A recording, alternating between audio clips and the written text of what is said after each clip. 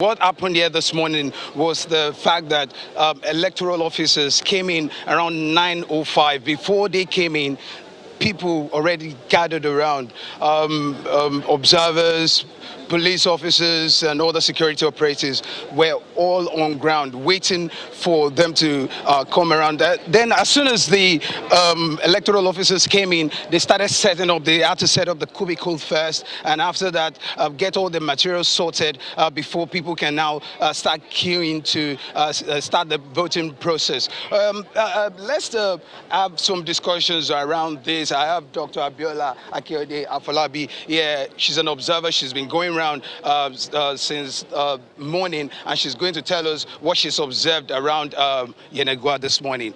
Good morning, ma'am. Yeah, What good morning. have you observed today?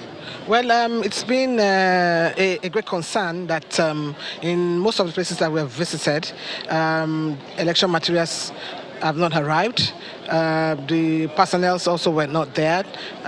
Police, security people have been there. Likewise, people standing around. If you look at where we are, there are about 8 polling units here.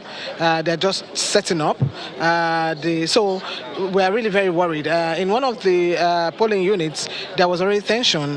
They were about starting some kind of crisis, just because, but people were able to calm them down, and that's a fair, in a state where there's that has a history, of electoral violence. I think that INEC should have been much more forthright in doing things right. And if it's just only 2 elections, that are happening simultaneously, I see no justification for this kind of logistical crisis, that we have found ourselves once again, in Nigeria. So something is clear that it seems that we are not learning from anything. Yeah.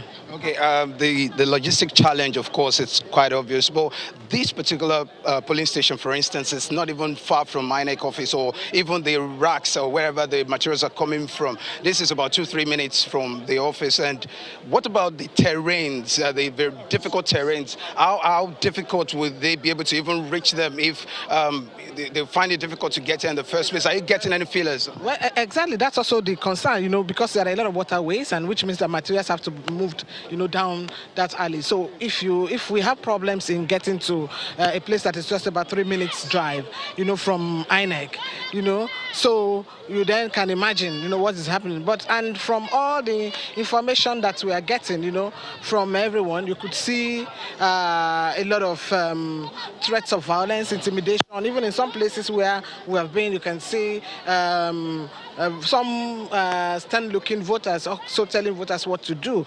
So if we are also not organized as, an institution like INEC, to get things done at the right time, it gives people the opportunity, to build on that and use it to cause some mayhem. And I think in a place like this, INEC should have been much more serious about this work. And from the information that we have gotten since yesterday in Ogbia, we feel that there's a need for us to strengthen the security, because people have complained to us, that there are threats of violence in Nimbe, and we're also aware that from one of our observers, from one of the transition monitoring group observer, that on the way to southern Ijaw, on the waterways, that there were reports of some of the materials being already hijacked, and those are the fears. And that's why we think that, INEC itself should actually be forthright and should be ready to address these issues here. All right, thank you very much. Of course, it's a very busy atmosphere here. People are walking around and they're waiting for the process to start. Concerns, security concerns, especially about how people would eventually, of course, the voting process, when it will start, and the security of the people who will be voting eventually. Of course, it's way too early in the day. This is just 9:30, and we're still keeping tabs with happenings across the state. We have correspondents in different local governments, 8 local governments, and they'll be feeding us with information. As soon as we have those details, we'll be supplying more. Back to you, studio.